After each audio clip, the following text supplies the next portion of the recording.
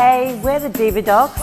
You have myself, Elisa O'Keefe-Smith, and Dr. Tina Scott, and we are here today talking with Range Da Messenga and 5 Grand, who are amazing artists from Philly, and we are going to be talking about the police brutality against young, unarmed black men. And I'm going to turn it over to you, Range Da Messenga. What are you thinking about everything that's been going on?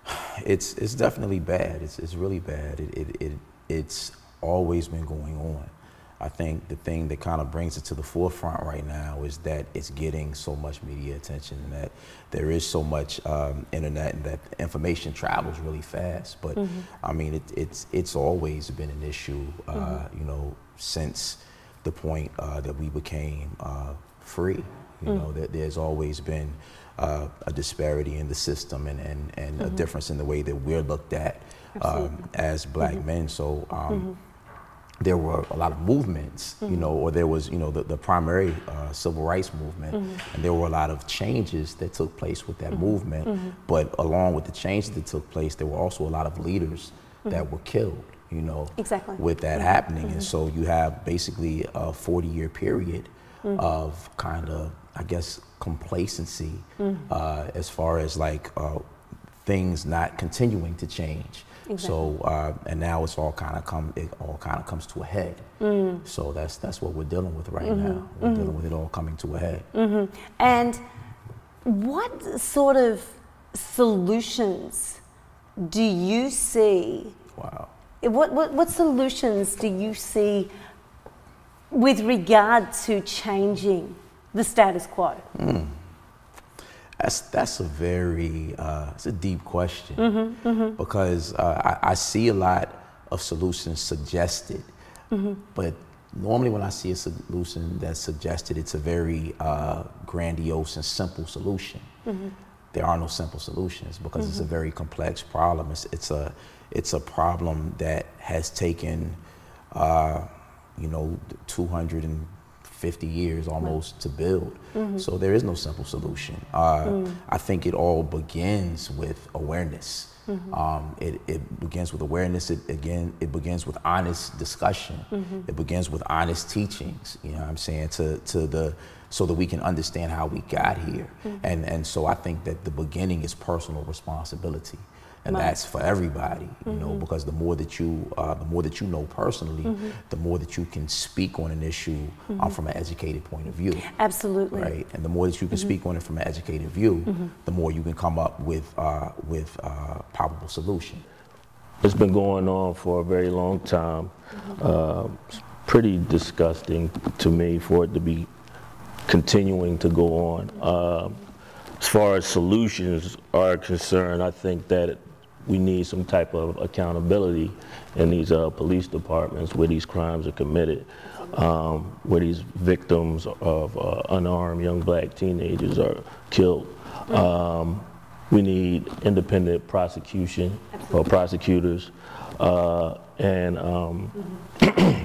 we need for the police to basically ingratiate with the communities that they're policing. You know, those 3 things, I believe, you know, are like the starting point for resolving this issue. Definitely ingratiating in with the communities that you're policing, and getting to know the people, and stop treating them as if everybody is a criminal. You know what I mean? Exactly, exactly. And, you know, I can only imagine, as I'm sure you both experienced, you know, in your life, you know, assumptions being made about you just blow my mind. Okay, so Range. It's just commonplace. I'm from Virginia. You know, I can think of times, I can think of a summer in particular that I was pulled over 5 or 6 times in the same summer. Just to be asked where I was going. It's late, where are you coming from? You know, I've been detained a couple times since I was in Philly. I remember I was on my way to an event, and I was dressed. Like, I had on a blazer, I had on, you know, I had on slacks, and I was detained because somebody had stolen a car. and I was standing on the bus stop. Wow. You know, so it's like, okay. Yeah, the only one and only time that I was arrested or thrown in a holding cell was by highway patrol. I was pulled over, and they accused me of stealing my car. Your own car? Right, my own car. So took the car, drove the car to the precinct or whatever, threw me in jail, held me for a couple hours. Wow. And, you know, then released me. And when you start talking about how the media portray our black men, it's very frustrating.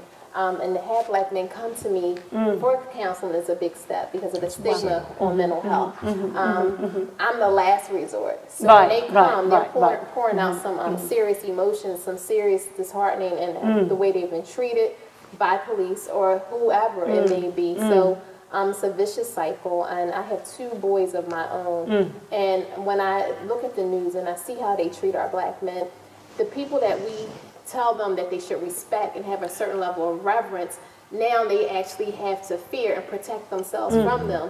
When my son tells me he's going to catch the L and the sub, I'm like, oh, shucks, I'll drive you. That's not the reality of it all, because he's going to have to interact with so many different environments that I have to just believe and lean on my faith, and I pray for protection of my children when they leave our home.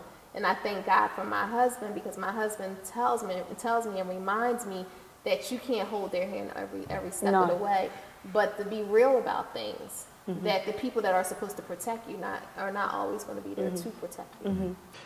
I find it very interesting how the law enforcement is in this day and age kind of allowed to become the judge, the jury, and the executioner. I was speaking to my brother. I was in the military, and I was in a non-combative mode. But I was speaking to my brother who does things in a combat mode, and he was just talking about rules of engagement and talking about how in a war zone, you know, typically they don't fire until they're fired upon. You know, and so just kind of, you know, thinking about that and how quickly it seems that they're willing to open fire, but not only to open fire, but to actually shoot to kill. Wow. When, you know, when I was in the military, we trained, you know, and so, you know, when we're training, you know, and of course in the military, when we train, we shoot to kill. But in training, we were taught, we were taught about points, you know, and so I don't understand why they're not taught to disarm or to disable. You know, why the, you know, why is your first shot a headshot? It's disheartening. It hurts. I think it hurts many people's hearts. You know, it's just, it's so deep. It's so deep and so hurtful.